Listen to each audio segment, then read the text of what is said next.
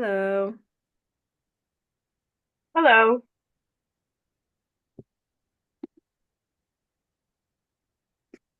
Nice to meet you, Kristen. Who is Calvary Lutheran? Zach.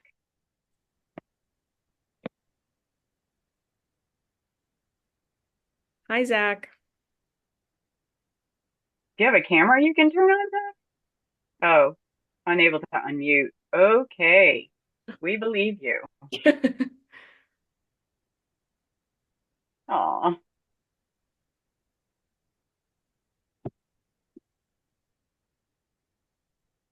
Well, when you can, it would be great. Sorry about the crying baby.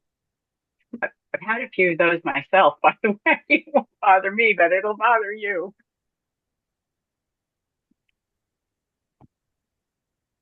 Yay for the poster behind you, Kristen.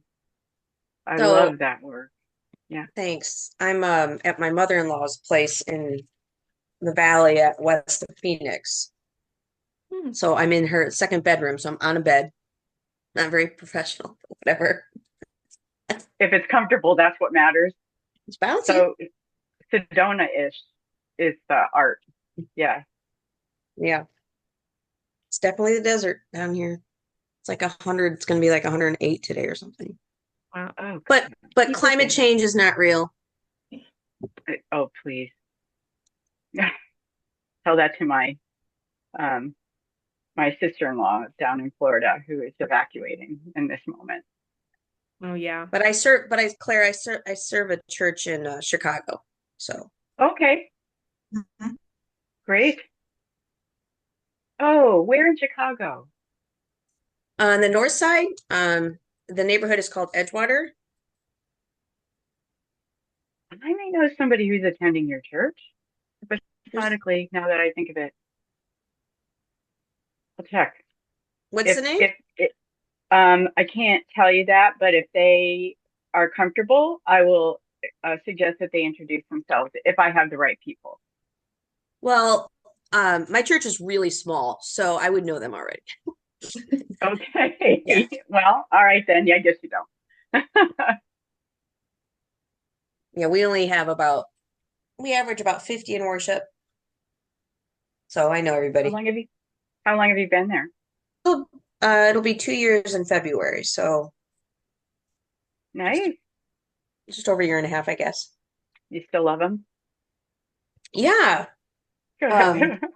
we have a really interesting population and it's diverse on like a many, many, many ways. And 100-year-old building, 52,000 square feet. We have about 25 space sharers in the building. One of the reasons I'm on this call is that, we have a lot of hard conversations to have with some of our space sharers because I've inherited like folks that have been there and they haven't had their like agreements renewed in like 15 years and they're paying revenue from 15 years ago, costs, and like, so we have to have some hard conversations about moving forward and what that might look like. Yeah. So rather than put you in the middle, Kristen, here we go. We're going to jump right in. Rather than put you in the middle of those kinds of conversations, hi, Zach. Um, I would suggest gently that you reach out to Partners for Sacred Places and ask to have a conversation with Karen DeLossi. Yeah, we've Karen. talked with her. Yeah, she's helping Oh, us. oh, okay. Yeah. Yay. She manages those really well and it takes you out of the mix. Oh, well, she's not going to manage them, but she's giving us tips. We can't Okay. afford Karen DeLossi. So we don't have that kind of money. Bummer. Yeah. So where are you, Zach? I serve right in the middle of Long Island, New York, in a town called Hauppauge. Um, it's a congregation that worships between 50 and well, we worship God, but in attendance at worship, we have about 50 to 60 people. I just hit the 3 year mark here. I'm going to ask you the same question. Do you still love them? Yes. Yeah, yeah, yeah. Good. In fact, last night we had a really tender conversation about there's this like almost 60-year-old ministry that's been here almost since our founding that's existed as its own separate entity. And last night was a really tender conversation around it really isn't anymore, and we need to end that way of existing. And it was hard, and I got choked up. I was like, oh my gosh, this is such an honor to have this hard but needed conversation. And I think everyone ended up feeling relieved afterwards, so that we could honor and give thanks for what has been. And when you say it isn't anymore, it's not a partnership anymore, or it doesn't exist anymore? It was a separate organization within the congregation, and has existed as a separate entity on paper for much longer than it has actually existed as a separate entity in practice. Got So it. they Okay. can't have their own bank account anymore. It's really what it comes down to. Um, yeah. Wow. Okay. Well, so we've jumped right into navigating change. Um, so I think we start, and Delaney is recording this, so people may be counting on that. I am very aware, having been a parish minister for as long as I was, what fall looks like in most congregations. So, so we'll just jump in. I don't think either one of you has been, oh, here's Michelle. I don't think either one of you has been at any of the previous workshops that I've done, or no, yes? Okay. So, one of the things that I do is pay particular attention to helping people navigate nuance. I mean, one of the things you both probably already picked up on is I'll ask questions if there's a nuance that you're using or a word that you're using that I'm aware could have various meanings, um, or cultural implications. I ask for that kind of clarification. And one of the things I encourage you to do is to develop those kind of listening. Rather, if you find yourself thinking that must mean or that means, to stop and ask, what does that mean? So the other can tell you. Hey, Michelle. Hello. Hello. How are you? Uh, got family here. Just finished putting breakfast on the table, but I'm here. Okay. Embody. I'm going to start to screen share, and I am not going to go through this quickly. The slides look deceptively simplistic, I think, but you'll tell me. I also will stop frequently and ask questions, see if you have any questions. And if you have a case or something that you're navigating right now, journey wise, I really encourage you to bring that in and ask questions about management, or to your point, Kristen, conversations and how to nuance them around some of these changes that you're negotiating. So, opening statement, and this is right off the information that Delaney sent out. It is not possible to manage change well without also navigating grief, as you found out last night, Zach, right? Um, Having a productive conversation, and my definition of productive is one that advances the conversation, that is, gets it off that pivot point that it's in right at that time, in wherever it may go. And it can be challenging because until somebody else believes they've been heard, they are not usually willing to hear anyone else. It's important to hear where the other is, come alongside, communicate so that they feel heard, and then move forward, but only then. With new shifts, big or small, because people can move at different rates. Remember to, please remember, people can always talk one developmental stage ahead of where they can live. I'm going to say that again, because behavioral change follows language, and change in cognition follows language. People can always talk a developmental stage ahead of where they can live. So when somebody, here's Mia, when somebody says something to you and you're like, but you're not doing that, wait and see if that moves. And if it doesn't move, then begin to ask questions. Connect the dots for me, that kind of thing. So we'll build a bit. Hi, Mia. We'll build a bit upon the webinars that I gave earlier. Since Zach, you and Kristen were not here for those, please, both of you, Kristen and Zach, slow me down, ask questions. The hows, right? Most of the how questions. And Delaney has my permission if she's willing to go ahead and share those with you because that may be helpful as well. Um, so to take to implement effective techniques in the current time and this is it, change is ubiquitous. Like when you got on, Kristen, you said, but climate change is not a thing. I mean, change is everywhere, right? It's in the environment, it's in the culture, it's in the weather, it's in living situations. It's happening to us. And resistance to that change is pervasive. Usually the resistance is absolutely rooted in grief, right? Fear and grief, and comes out looking like obstinance and anger, um, or just an unwillingness to move. It is grief though that those feet are rooted in. Fair enough? Okay, so let me keep going. There. So change, and necessary stages and the skills for navigating them. I hope you'll have that you'll leave the session with a variety of questions, prompts, and primary cognitive frameworks to utilize in guiding individuals and organizations as they move through processes of grieving, which is the first stage of navigating change. Question. Can you how are you defining grief? Interesting question. So, I was trying to see if I had that next, but it's the one after this. Grief is a process, Kristen, that takes a year and a half to 2 years to move through per individual. And no two people go through it the same way.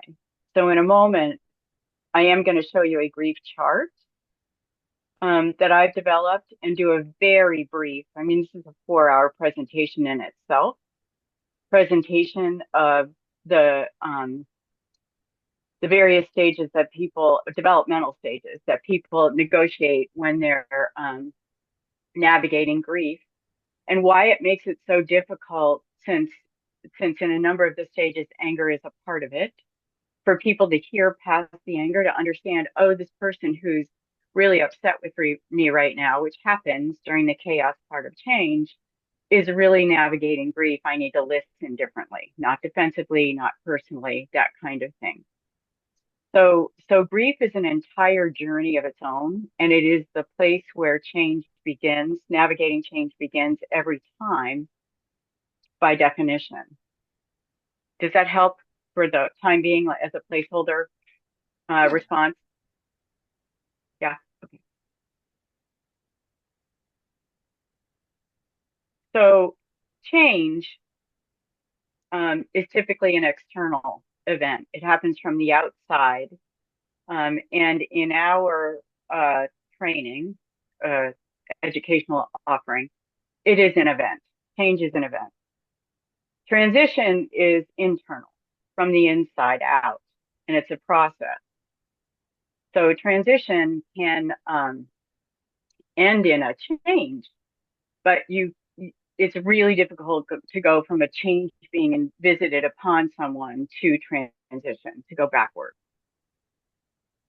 And I'm leaning heavily on Bridges' change model. So William Bridges' book, Managing Transitions, his three zones, if you will, for change are ending, neutral zone, and beginning. And I'm going to break those down slowly for the implications of what you all are dealing with. Questions at this point?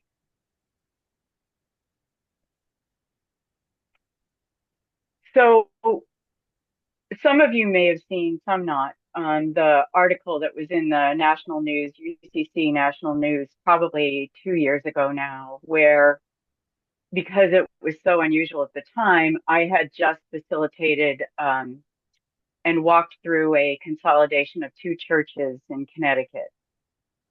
And people I did get phone calls from people saying, "How did you do that?" And it's like slowly. So those congregations started to have conversations for years before they started to work with me. And we worked together for the what's called the below the green line work, which is really important for those of you who are navigating change to be familiar with. So Steve Dwybeck, um, and he leans heavily on, and I'm forgetting her name right now, who developed this theory of doing the below the green lines work. I'm working with two churches right now that made the crazy, on some level, decision to combine finances and building before they had any conversation about worship, mission, culture, and outreach. So predictably, they're in not positive chaos right now. I've also worked with churches who did that cart before the horse. And 5 years later, were introducing themselves to one another as members of the former church. So when you're doing change, what you want is to pay attention to the cultural conversations and the values, finding similar values towards which everyone is going. The other thing to be very careful about, and some of you have heard me say this before, is to stay away from the word merger and to pay attention to the fact that these are two whole things. Hopefully coming together will make the sum of the parts will be greater, right, than what they were individually made of. So to go back to bridges. So by definition, if you think about this, change means loss, even if it's good change, right? So there's this saying, good stress is stress. Good change is change. So you've got this coveted job and you're moving across the country or maybe just department and you're leaving something behind. There is always loss of some kind in change. And it is very, very important not to ignore that. I'll give you a exercise that I do with congregations that are going through change in just a moment. Again, to continue with the overview, there is then next, having done that, having closed what people are going to need to let go of in order to move on, there is then the intermediate time, and it is chaotic. There are no bad ideas. This is the time to brainstorm, get outside boxes. Sorry about the S missing. Remove limiting beliefs. Usually start, but we tried that once, or we've always done it this way, to really negotiate those and work those through, to tease out what is essential versus what is traditional, and to really focus on the essential. It's, in some cases, it may be what is essential in the traditional, but it's not tradition for tradition's sake. That can function like a ball and chain in some circumstances. Only once all the ideas are out, the brainstorming is out, the figuring out, where something has a promise of being the thing that will be the next thing, then and only then do you begin to experiment with and build in a system of evaluating. While in the neutral zone, you might be able to say to a congregation, and I encourage you to do this, a year from now, what do you want to be able to say about what you've accomplished? A year from now, what do you want to be able to look back and say about the process you followed? Keeping in mind that it's very, very important, especially when you're talking about change, that the people who are going to have to live with the effects of the change are the primary drivers of where they go. So the beginning is really the third point in a three-part process. And this is where you begin experimenting. It means not settling It requires a careful measure of success and ongoing evaluation. And this is where you all who are facilitating this have to not allow people to think we've been going at this for X period of time. Let's just blank. It's going to be important if when you hear that to be able to ask, well, if you do that, what do you imagine the consequences might be? Or if you do that, how will that affect the goals that you've set for yourself? Or if you do that, who is not being included in this conversation that will pay consequences or be a part of the fallout? So you're really beginning to help people think beyond their own opinion or frustration or fatigue to inclusive about impact. Keeping in mind, and you can borrow this phrase, that there is an absolute difference between intention and impact. Keeping people aware of the impact of their decisions is going to be really important, as beautiful as their intentions may be. I'm going to stop. Any questions?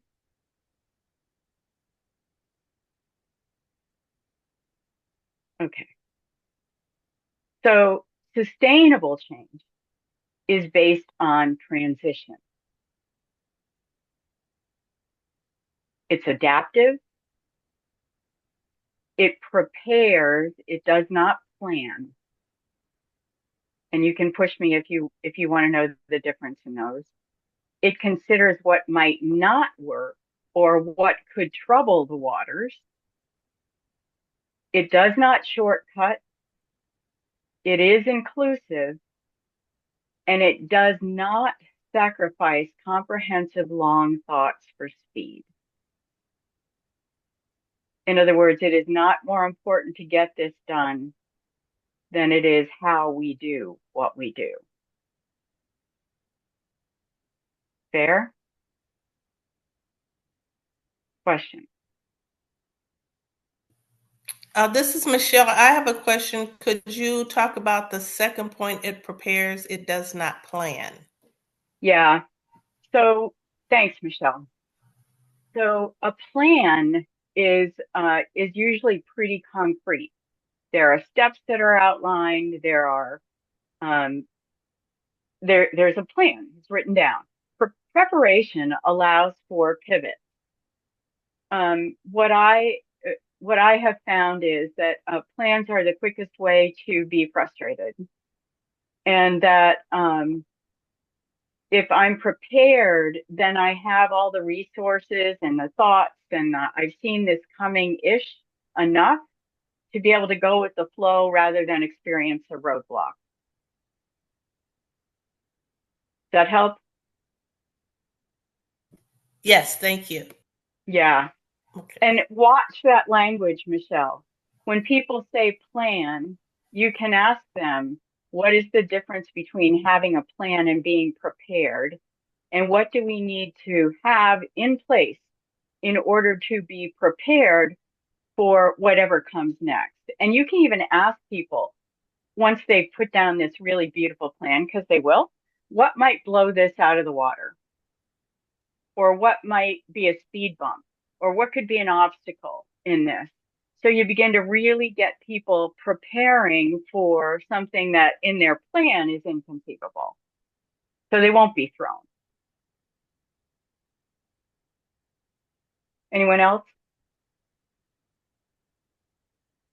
So, Yep. as I'm listening, I shared earlier that one of the critical conversations or tough conversations that we have are with some of our space sharers. And so for that purpose, this all makes sense. And like, I'm really trying to keep a long view, know that transition takes time, that it is a process. But like another thing that just happened in my church is my music director just resigned without any notice. And so that's an example of where we are facing the need to have to make a change. And we have an immediate urgency to it. I can't have a long view on it, really. I mean, I guess I could, but then we might be without music for several weeks. So that's an abrupt change, an event.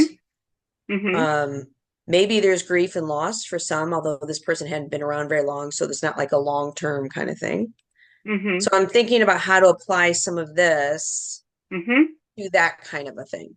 Yeah. So let me go back. So um, in this kind of framework, Kristen, you did have change visited upon you, Right. right? So that was an event.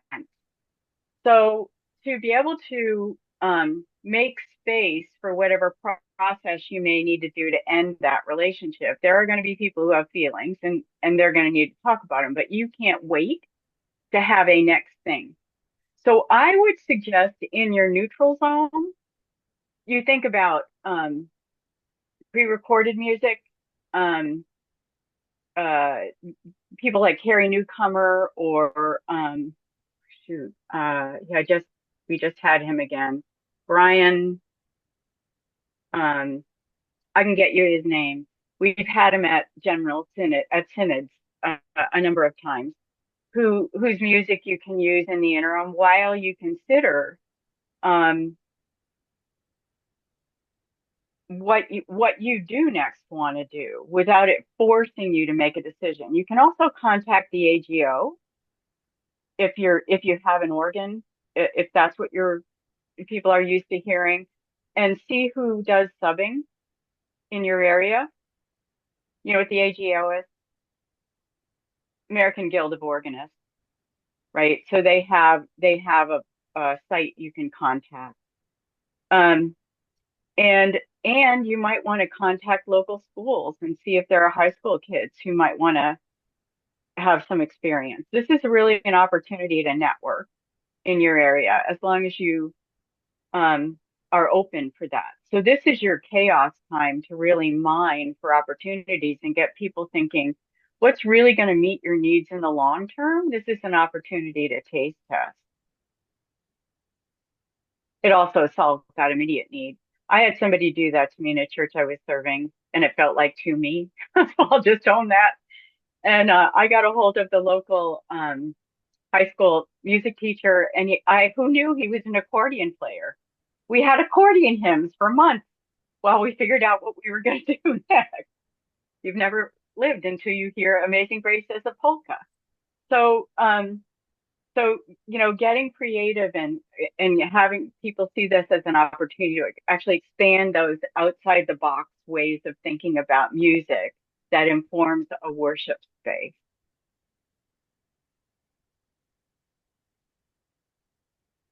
And then seeing what rises. So when you're ready to begin, it'll be a question of evaluating. What is it you're looking for over the long haul? We were particularly challenged in one church I served in that we also had a group of kids that were really musically inclined. So we needed to have somebody who could teach tone chimes, drums, other kinds of recorder, other kinds of things for kids so we could put that together for them as well. Is that helpful? Yeah, thanks.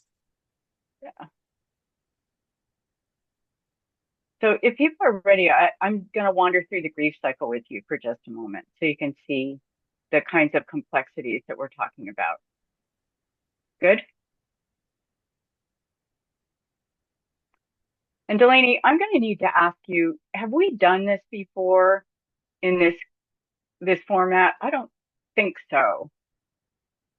So this, like I said, this is a 4-hour module. I'm going to go at least 4. I'm going to go through fairly quickly and I'll just orient you to the chart. The wide band that has words in it, loss, protest, or detachment, are kind of the developmental stages that people go through, navigating the moment of loss through the tentative beginnings of re-entering whatever they're going to be re-entering as a new person, having navigated this. This takes a year to a year and a half, depending on where in that person's life or year somebody has passed. It takes longer if somebody passes close to a holiday, an anniversary, a birthday, etc., because they're going to have to go through it at least twice in order to feel it once. because they'll be so numb in the beginning. So, so everything that's on the inside of that thick band, for instance, shock, confusion, denial, anger, those are the things people feel from the inside. And the things that are on the outside of that wide band are the things that people see on the outside, right? Or they experience on the outside. When people are in despair, that whole thing, this is where people call me because they are absolutely terrified that they are literally losing their mind.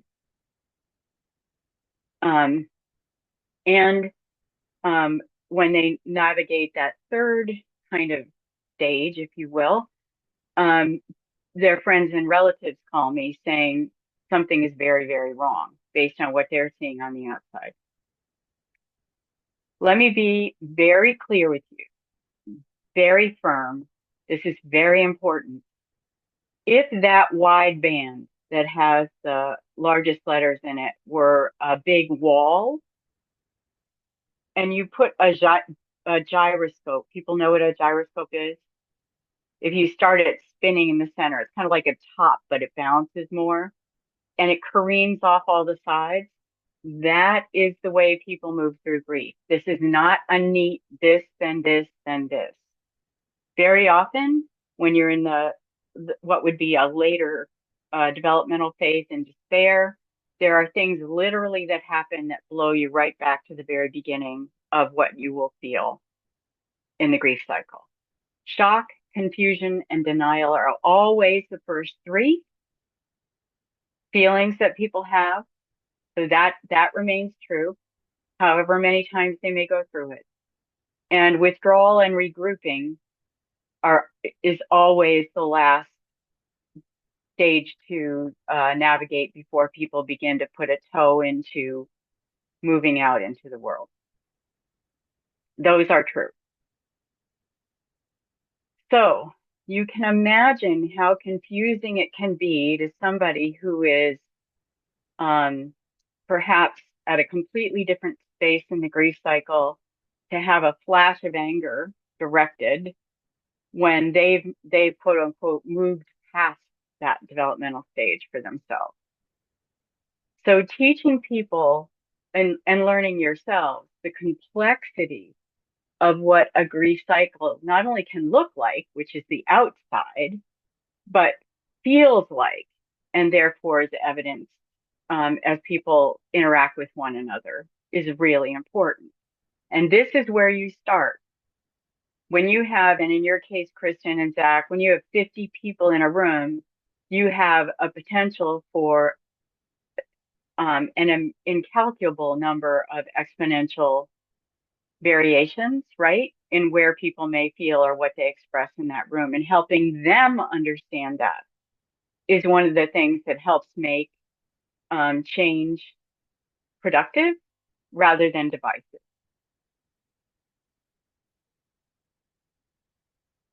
I'm stopping because I'm going to wait and see whatever questions you may have.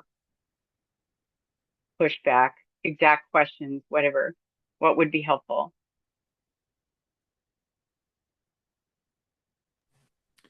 I guess I'm curious about people's willingness to engage with the grief process. Hmm. And how that willingness produces people who are at different stages of it, right? And so just, you know, changes that are happening at Calvary have more to do with our building than anything else. And some people who followed along with the way we've communicated things to the congregation are in a much different place positively than others who correct, almost a year and a half, 2 years later, going, wait, what? We're thinking of doing what?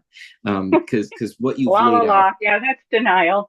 Yeah, right, yeah, and I recognize the denial, and I'm like, but we have tried to communicate this, and you have, and even in some cases, you've been part of those conversations, and maybe didn't, you know, the line about not thinking too far ahead was helpful, but yeah, all of this is affirming over sort of the work that our congregation has done, Hmm. and not everyone has engaged with it.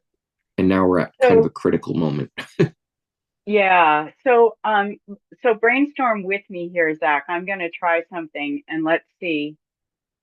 My inclination would be, but I don't know your church or your culture, would be to say, take this or something similar and walk through with people what it looks and sounds like to be at various stages and ask them to think about where they would note themselves and where they might note the person who they talked to at coffee hour last week or whatever. So you really get it outside. The other thing you can do, and this is true for you and Kristen, and I'm sure Michelle and Mia navigate this as well, is when you hear your listening skills at listening underneath what's being said or evidenced in any given moment, and to be able to come along somebody and reframe what they've just said. It sounds like it's really tough to think about letting this go, right? So you're naming grief without calling it grief. Um, and then take a look at the process of letting go, which will include grief language without you needing to introduce it. So it's hard to let things go. It's hard to see things change.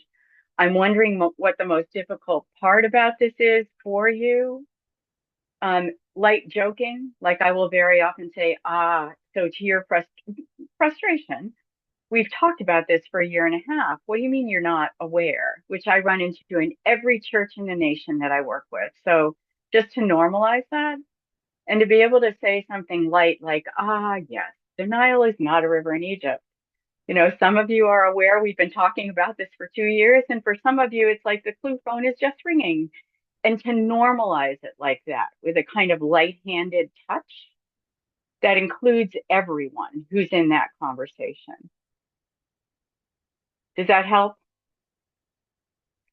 And to be able to say, you know, denial is, and again, to normalize, denial is where we all began. No one likes this message. And in order for this not to be something that is visited upon us, in order for this to be something over which we have some agency, this is a really important conversation for all of us to have, all of us who will be impacted. And so what you do in that one, I don't know, maybe 2 minute statement or opportunity to have a monologue is you bring everybody together and wherever they are is fine, as long as they're talking to each other. Right? Does that make sense? Hopefully that's helpful.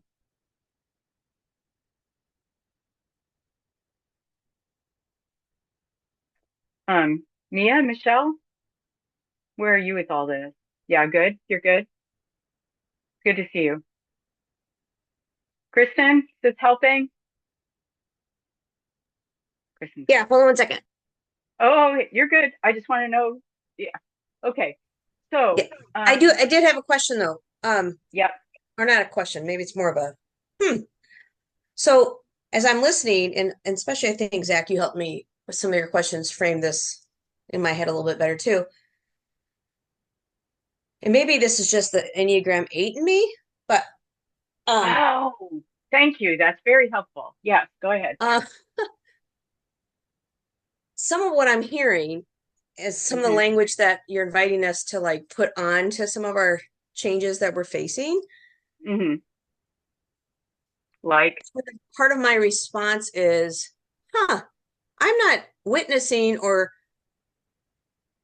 inviting expressions of loss or grief. Why would I introduce those ideas? And like, and I guess part of what I'm doing as a leader is I'm looking mm-hmm, at these as like, if we don't do these changes, then we're not going to be able to stay open. And we have to do this and we have to do this kind of stuff. And this is a business plan. I used the word plan and purpose mm-hmm, just then. And mm-hmm, we have to move forward with these decisions. And I'm not thinking about me, mm-hmm, music director. I'm thinking about the building management, all that kind of mm-hmm, stuff. Mm-hmm. And so I don't know that our churches, and if they are, I'm not tuned into it. Maybe that's what it is. I'm not tuned into looking at the changes that we are making as grief or loss. I'm looking at it as a Mm-hmm. moving forward and excitement and Mm-hmm. opportunity. Like, Mm-hmm. so Mm-hmm. I'm a little bit wondering how I might be missing something, or maybe I'm not missing anything. Well, And maybe I'm there, pretty sure you are. yeah. So Um, I'm trying to identify in my context where there might be grief that I'm not seeing. And well, maybe it's grief. Yeah. if you don't see it, they're not going to show it to you because that is really vulnerable on their part. Because basically, what they're getting is this is not welcome. And that's not a criticism on you. You're clearly excited. And anyone who is, let's say, a 2 on the Enneagram is really going to want to be pleasing you and the process and the plan that's unfolding. So it is going to require at least an awareness that some of what you're seeing as perhaps reticence or people pulling back, like where are they? Or Zach saying, for instance, we've been talking about this 2 years and you're just asking questions now, is because they have been dealing with this in their way, which is not with you because they weren't sure it would be welcome or Hmm. acknowledged. And this is where congregations tend to sustain attrition around change because people will take their feelings, kind of like people used to say, I'm going to take my marbles and go home. People will take their feelings and go elsewhere, even if it's to coffee on a church meeting night or Sunday morning.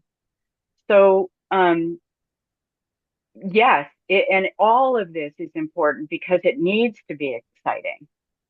That whole out of the box approach to things can't happen if people are mired in what they're not naming. It will keep that's energy. When you think about the thing that happens in chaos, the lifting up of new ideas, the brainstorming, when you just think about it as pure available energy, if people are trying to avoid dealing with something, in this case grief, or the vulnerability that comes from that, or the worry that it's only made fun of or seen with an eye roll or something, if they're trying to push that away, that energy that they're using to push that away or sit on it or tamp it down is not available to them to be a part of the process you need them to be engaged in right now, which is the out of the box, the creative, right? So this is why you'll see when I recap uh, what we're talking about, there's a lot of emphasis on patience and questions. Um, you my guess is you have a 7 wing. I mean, part of the excitement is seeing, this is the 8 part, seeing clearly, and the 7 part is all the new possibilities, right? So that will leave behind a different neurodivergence around people who think feelings or live in feelings. And that there, I would just offer you that caution. Hmm. So what I would say to you is not all that different than what I said to Zach, is to take this as a psychoeducational opportunity to bring along and create clear space, safe space, or we don't say safe space anymore, brave space. So space in which people can be brave about speaking what they heretofore have been unwilling to offer because they weren't sure how it would be received. And then you've got their energy available too. I mean, that's really the point, right? Is to open this process up, because if you don't have buy-in, you don't have a future with those people. And if they can't talk about what it will take for them to be able to buy in, you're not going to have buy-in. That make sense? Hmm. And yeah, you're in you said you're in Chicago. Let me give it Mhm. some thought. Yeah. Um, let me come back to this and just let me do the shock, confusion, denial. Let me do the internal part of the thing that's called protest, and let me do the internal part of the thing that's called attachment for just a minute, just those critical places. Um, I'm going to talk about this as an individual loss right now, and then we're going to expand it. So at the moment of loss, it does not matter. This is really important, Zach and Kristen, since you're dealing with this right now. It does not matter how long you have seen it coming. It does not matter how aware of it you were. Even then, at the moment that the change takes place, there is shock, confusion, and denial. Wait, this wasn't supposed to change too. Wait. So those three things clump. So people may look like they're frozen. This is that fight, flight, freeze. Anger can come out at others. Why didn't you? If only you had, or the past. If that person hadn't, we wouldn't. Um, if more people had given more money, so there's an anger out, and then there's also an anger itself. And it can be as benign as, I wish I had seen this coming sooner. That's pretty benign, right? Or it's all my fault. If I'd only, which you're going to have to listen for as well. What's happening, and this is important for us who are the facilitators, the shepherds, the helpers, is what they're doing is they're losing a way of knowing themselves in the world. We know ourselves based on our relationships. I'm my parents' daughter, I'm my kid's mom, I'm my, I'm in relation, I'm this church's pastor, those are how we know ourselves. We know ourselves, I'm speaking as your church people now, based on the impact we've had in this neighborhood for years. This has been our identity. Back to your point, for 60 years, we've had this way of knowing ourselves. And when you lose that, that is the disorienting thing. Who are we now? How do we do this now? So there you're already hearing. I love that you were able to say it was a really tender conversation. It's a really important, tender conversation to be able to recognize that. By the same token, after you've moved through all this, bridges, ending, the chaos of the brainstorming, and you've begun to to put a toe into the beginnings part of this, you're doing so because you have done the last thing here, which is withdrawal and regrouping. Let me say a word about that. I don't know if we're all, Jack, you may not be. So there used to be something that would be taught in math called trigonometry. People know what that is? So trig is where you put together, yeah, Delaney, I see you smiling. Trig is where you put together all the basic principles of algebra and all the basic principles of geometry, called pre-cal now, and you begin to put them together in their own unique way to be able to do trigonometry. And you have to remember all that. I'm breaking that word apart on purpose. Remember it all. And then it comes together in a different way. Withdrawal and regrouping. This is where people who care about others will say something's wrong, something's very wrong. They're not making new insights. So Kristen, to this point, they're not offering new information. They're not joining with us, Zach, in where we are in this process. It's because they don't know what they're joining yet, meaning they don't know themselves. So in this last bit of this last phase, people pull in and they remember all of who they were before the time of the loss or change. And they remember all they've learned about themselves in the time of navigating this transition, this change. and they pull that together and reorient themselves to what they're going to take into a future. So this is their own process of beginning and evaluating and trying things out. So, if you've done the what have we let go of, and who are we now, and then where are we going and what do we need to take with us, you're beginning to move them through change, acknowledging the grief cycle as an organization, and you're introducing the steps that will help them navigate this well. Making sense? I feel like I'm going really fast. So tell me if you have questions.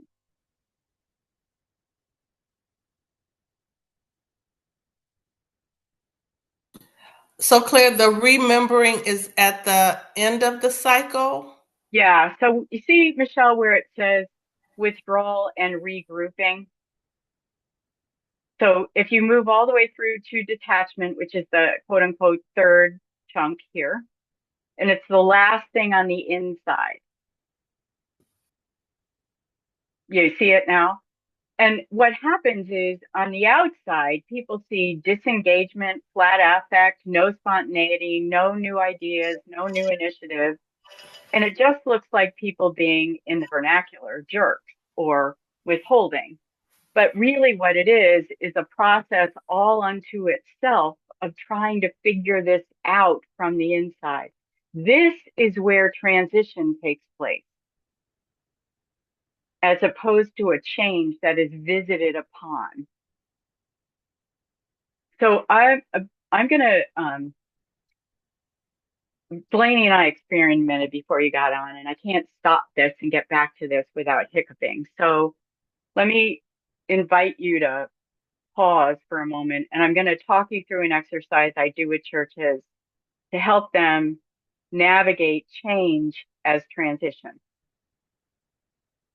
When I can see that a congregation is going to have to, Kristen, this may be helpful to you to bring it to the forefront.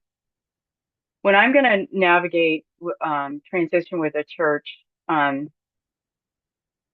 I don't want it to end up feeling to them like it's change that has been visited upon them, because that's just going to be resentment. I will ask them to take some time and really think with their hearts about what is one thing that they really hold dear and of value. In your case, Zach, it can be about the building.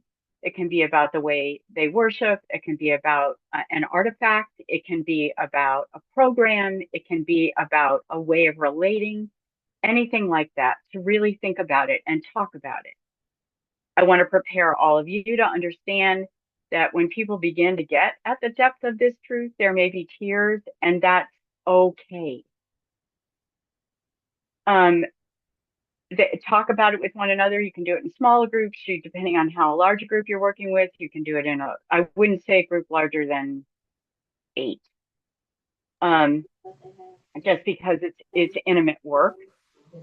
And then the next week, when they've had a chance to live with this a little bit, what I did was ask them to write an obituary for that exact thing.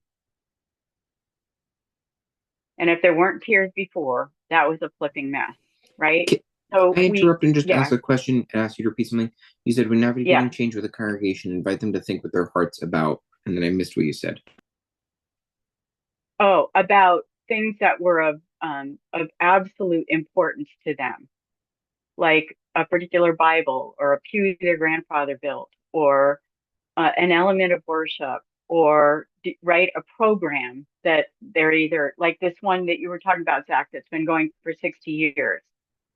And let them talk about it. And that's where I said there may be tears. That's okay. And then to write an obituary for it. And that is really shocking for people. It's really difficult, but it helps them begin to isolate what is the value that was in that for them. What is the thing that made it that important?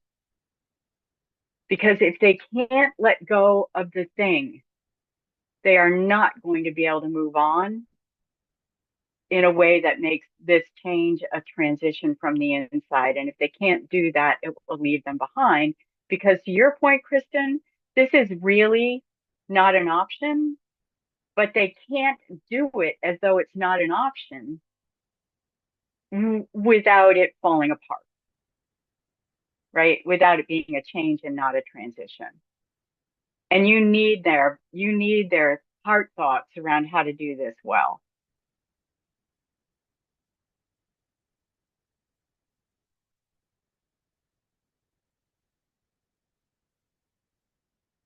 Okay.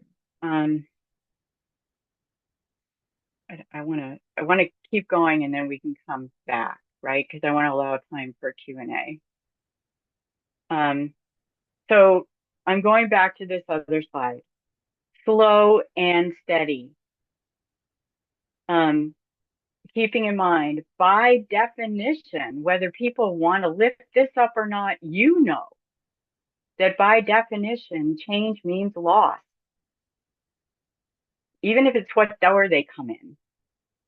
I went back to my home church last weekend for a memorial service for a woman I grew up with, and I didn't get to go in the door. I always went in when I was a kid, because it's not used anymore. So even if it's something like that, or good change, Kristen, to your point, this is exciting. This is an opportunity. Yes, and it's change. So even if it's that, don't ignore the grief, because it will create a speed bump down the road, one way or another. Then when you've done that, and if you will do that, it will happen faster. Ironically, right? It seems like you're slowing down, but if you'll take the time to do it, it won't bubble up over here. So then you begin to brainstorm, and there may be more grief that comes up. Well, if we do that, but we've always watch out for the "we tried that once." When you hear "we tried that once," be ready to ask, and what's different now? Are those same people alive? Or right? So just watch out for that one. So in your neutral zone, here's the brainstorm. There is no bad idea.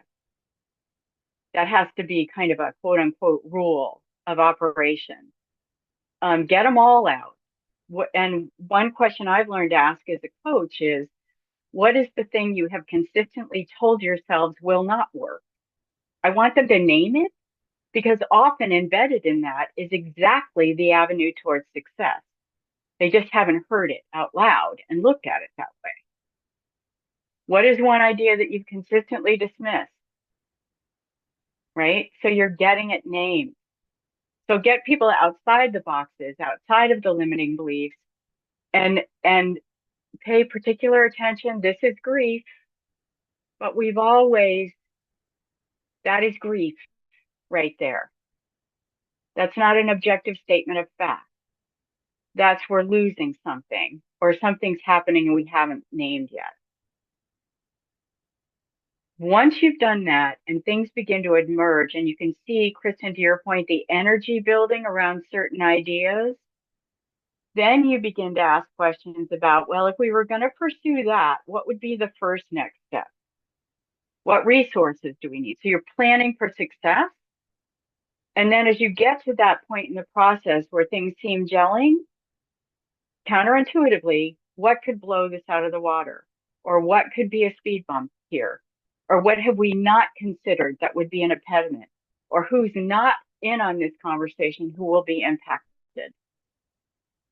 So you're expanding your conversation partners because it will create success.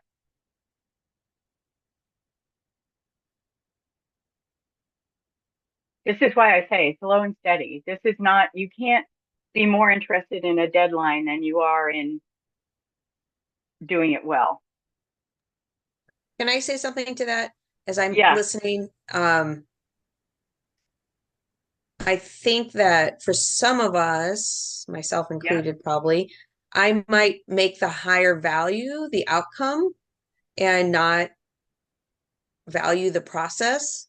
which is so ironic because I'm all about inclusion and all that stuff. But my own fear about Yeah. future might Yeah. be impeding the process because I'm, like you said, patience, patience, patience.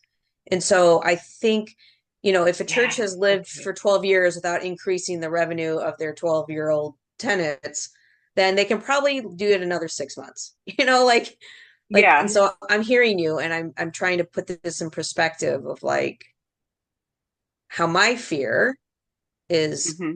dictating process. And Well, your and fear and your excitement. I mean, but yes, you are letting operations push you away from the yes, below the green line work. That's where I yes, started, right? So if you want to look up Zweiback's thing or you want me to send you, I've curated some of his information into a distillation. I'm happy to pass that to you or to Delaney and she can pass it on. Um, and begin to let that inform a little bit, Kristen, of making this successful. It's not an either or. I mean, you may be, to your point, you may be putting the cart before the horse in a way that will not facilitate your journey. thank you. Good for you. Man, I'm impressed with how insightful you are about that. Can I ask a question? Yeah, go ahead, Zach. Because Kristen's comment about like, yeah, if they've existed this way for a certain amount of time, yeah, 6 months. Um, Yeah. like for us, it's like some things about our building and being less than welcoming when you drive by it. And so we're like looking at some renovation stuff. Mm-hmm. And I've like in the past few months really leaned into that, like, okay, don't rush because this is the important part. And Mm-hmm. I'm wondering what the balance is between that and not losing momentum, Right. right? So Because yeah, go ahead. like a lot of this stuff is conversation happens face to face, which like realistically means more gatherings and more meetings. Mm-hmm. And I think sometimes as as much as people can stomp their feet about the changes, they're also in their own work um outside of the congregation driven by results, right? Because like Mm-hmm. that's just like Mm-hmm. the society we live in. And so I guess like what's the balance in tending to grief versus losing momentum? So And it's not an either or. What okay, you can that's do, helpful. yeah. So what you can do, Zach, is if you'll keep in mind neurolinguistics, you've got 4 different ways that people learn. And in your meetings, in your conversation, you're taking care of the people who are auditory. You can accelerate this conversation by providing visuals. So this is what I just did this with a church a couple of weeks ago. This is what the front of the church looks like now. Here's what it could look like. And you can do that in a newsletter. You can do that digitally online. You can have people brought along with change visually that doesn't necessitate more meetings, right? And it does promote conversation. The other thing you can do that I routinely do with churches is that I send out FAQs every 2 weeks. So the questions that people come to you that like, so your late adopters. Do you all know Simon Sinek's um, bell curve of change?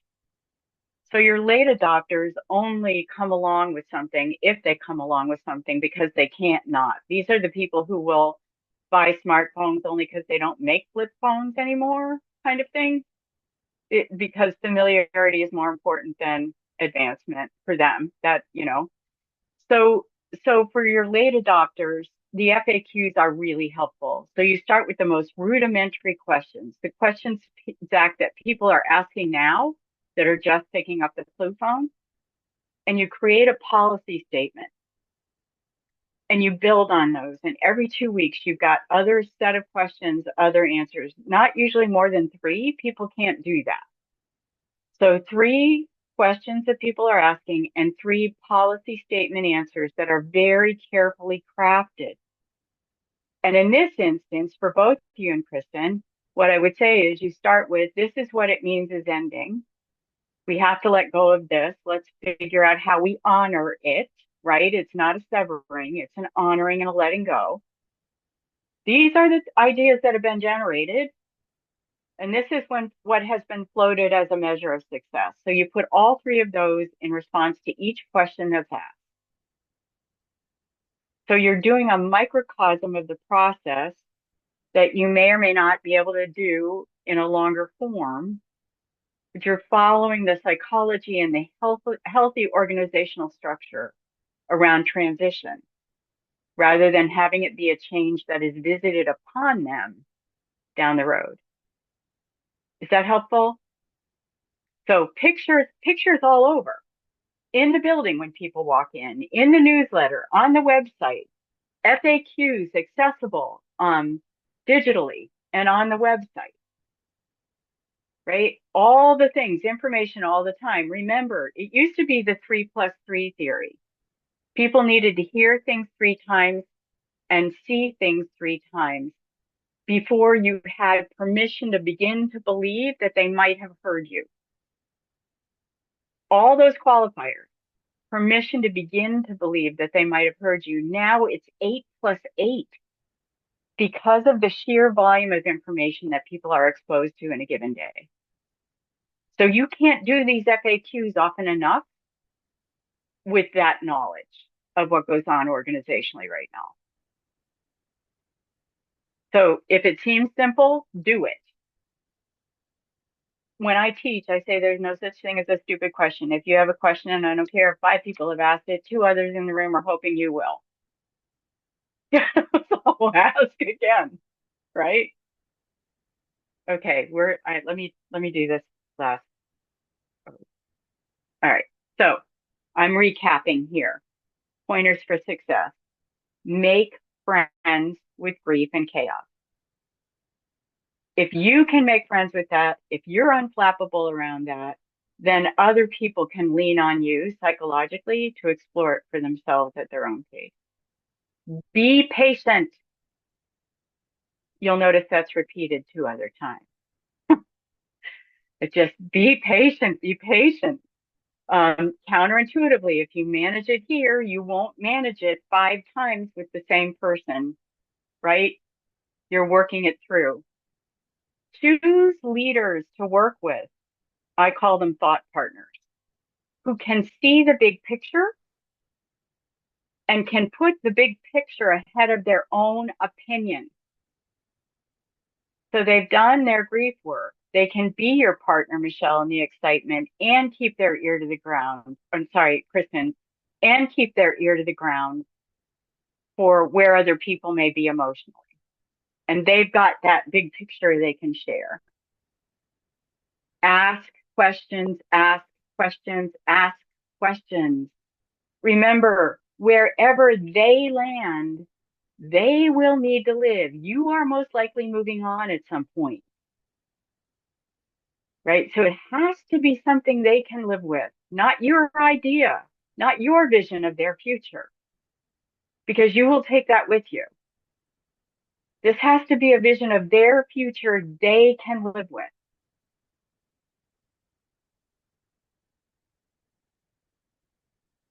Fair? Yeah, that makes me think about something else in my context. I don't know if anybody else can identify with that. But who's the there? Sorry, let me get out of here so I can see Oh, your face. Who is the there um, meaning? Who is the they? who's the there future? Like who are the there that we're There. Okay. talking with? And so if Yeah. one of the things that we are seeing in a congregation is a demographic change Yes. within the congregation, Yes. how do you identify the their future? Who's at the table and how does your There you polity go. impact how's your polity impact who's at the table and how do you Yes. discern that and then if some of the long timers are the ones whose ideas may not be moving forward, there's going to be grief with that. And so that, and Yes. that's something I definitely am seeing, that kind of grief. As maybe demographically the congregation is shifting a little bit. Mm-hmm. And also why So is it shifting? and we don't do, unfortunately, never mind. That's my own grief. So the UCC used to have an instrument we could use that was really very helpful to answer exactly those questions. And they've changed it to the point where it's unrecognizable and not helpful at all. Mm.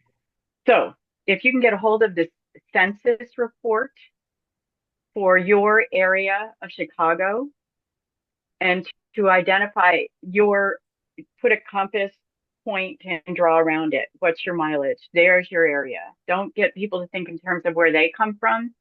Think about where you're going to serve. And to expand exactly where you went, Kristen, who is not at this table we seek to serve? And I push it even farther. And what do you want your grandchildren to say about the change you were willing to make in this moment to make the future possible? And then I push it even farther. And I pick up the indigenous people saying, and what decisions we make in our lives right now will affect people 7 generations from now we'll never meet. What world do we want to gift them? So it's really pushing people to stop seeing the world through their own lens to the extent that they can and begin to think about who is this going to impact and what impact do you want it to have? Not intent. This is another place where intent is different than impact. And you may have to slow down the conversation long enough to tease those two things apart, Kristen. So it's being strategic, right? About where you pause and really sift out and where you then allow it to inform. So to go back to your question that generated this, the there are people you haven't met yet.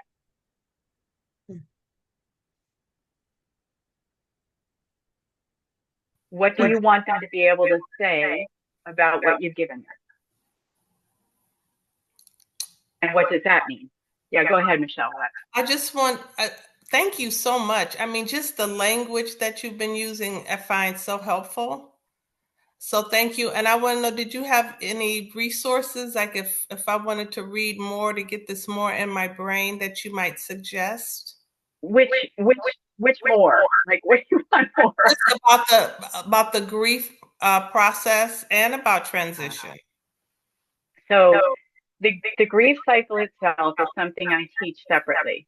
Okay. And I've actually been thinking, Delaney, this may be a helpful one to do on its own because I can't honor it as part of another thing. And I will could you mute Michelle just for a moment there? Because when I speak, for some reason, it's feedbacking on your mic. And what I can also do is give Delaney a list of the webinars that are coming up and that I will do live. And this will be one of the first ones I'll do. So if there's no room in the bricks and mortar schedule for this, and it's something that you're interested in, you will have access to it another way. So there's that. The below the green line work that I was referring to, I can send you out that curated list that's already put together. It has video clips. I'm very aware of neurolinguistics. So when I present something, I try to do all 4 learning categories. So that'll be in there. Simon Sinek's piece about the bell curve of adopting new ideas, that's available. I will refer you to his TEDx talk out of Puget Sound. I routinely play 7 minutes of that in churches that are going through change, because one of the things that it does is it lifts up the call to understanding their why. And I pair it with a Michael Jr. piece on why. But I always do Michael Jr. second, right? Because they then have the cognitive framework to experience the feelings that Michael brings out. And I have those curated and pared down too. So if it would be helpful not to have to do that work for yourself and you just want the pieces that I learned are really impactful, I can share that with you. Who did we just lose?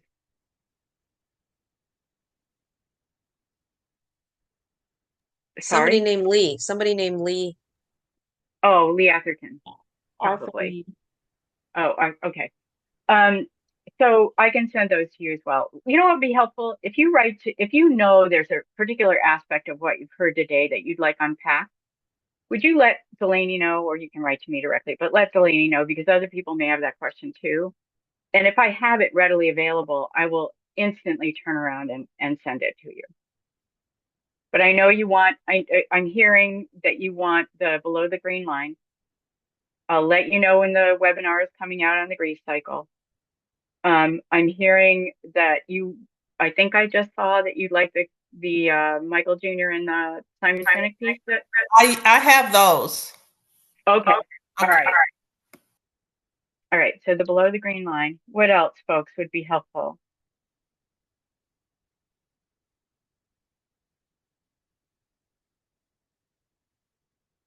Okay. So questions. First of all, you said something really interesting. So I'm going to ask all of you to take a moment. We have a moment. Yeah. What you said you found the language really helpful, Michelle. What is it what specifically?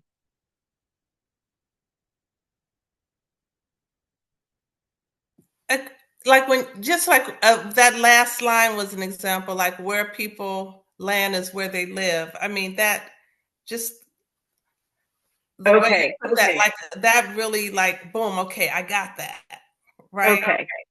The way you the remember, the like breaking that apart. Breaking apart. Right. That was really helpful. Okay. Thank you. So other people, what are you taking with you from this time today? Mia, this has got to be the second time you've heard most of this. So it's a wonderful review, right? So thank you. Being reminded that even in the process of going somewhere really wonderful, places that are often necessary for a congregation to thrive, invitation to make space for grief. Okay. So that's just a helpful reminder today. And to do even as a facilitator, right, not connected to where your only investment is to help people get where they want to go, have the conversations, just being aware of your own stuff, right? And have an impact on how you respond to people. Yeah, thank you. So it's just all good, helpful review. Okay. Zach, Kristen? Yeah, Kristen, go ahead. Well, I was just going to add, and thank you, Mia. That was a great summary of what I experienced too. I'm going to add that not just make space for grief, but make space for feelings, because I'm not necessarily sure that grief is what's going on in my context. I think it's just a lot of feelings about a lot of things. And if I'm not tending to them, or if they're not being shared, then there's something about the space that I'm holding that isn't giving an invitation for that to happen. And that makes sense given my personality. Like, I get that. I'm pretty analytical. I'm a strong feeler, but ultimately I present as more analytical. So I need to hold that for sure. That's about whatever it is. Yeah. What's that? You're an internal processor. That's why. Oh no, I feelings. I think most people in my life would say I'm a pretty external processor. Okay. All right. Well, maybe in your professional life you present after you've already felt it through. I don't know. Oh, that's interesting. Yeah, I don't know either. I really appreciate the time you took to pay attention to your own process, Kristen. I think that has been a really helpful contributor to this, to be honest. So thank you for that. Zach, what are you taking? I've really been, for a while, like in my mind, wondering where the line is in terms of just leadership, in terms of, being out in front or pushing from behind or walking alongside, and like, what's my role in being the model of uh, just a caring person versus the one who helps set the vision. And your language around the questions, if you do that, how will that live into the goal that you set? And if you do that, how will that limit you? I think that is really helpful for me, because that's leading, and it's neither of what I just named. It's neither pushing, nor it's not leading out in front, and it is being alongside. um Think about being the passenger seat of a car, mm, right? And asking questions about, why are we going in this direction? What's around this bend? Have you ever been down this road before? What can you tell me about what to expect? So that they're really beginning to think long thoughts for themselves, and their thoughts are guided by, thanks, Michelle. And their thoughts are being guided by your questions in an area that resources them, so that when they do finally have to make a decision or decide to make a decision, they know what they think.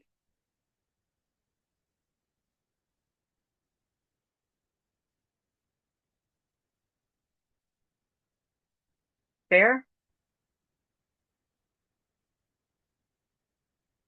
I I'm grateful for the time that we've had, and I'm always aware I will spend the rest of the day thinking about, oh, I should have said, or I forgot this, or so.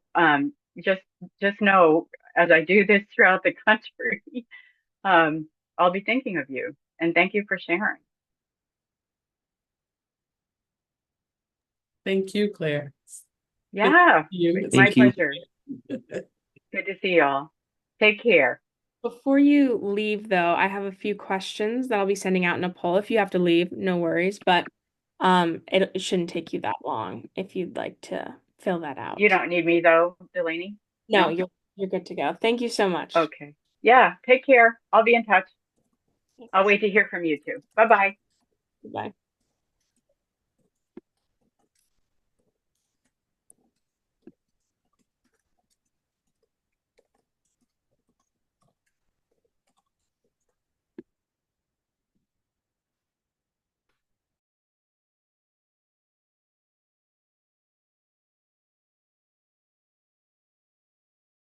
I guess I'm the slow one. Trying to navigate this thing here. Oh, like Claire, you can put it into practice. Okay, 10.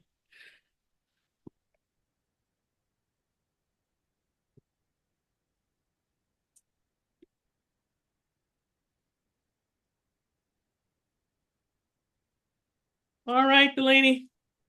Great. Thanks Great for to meet everything. you. Have a great day. Here, you too. Bye-bye.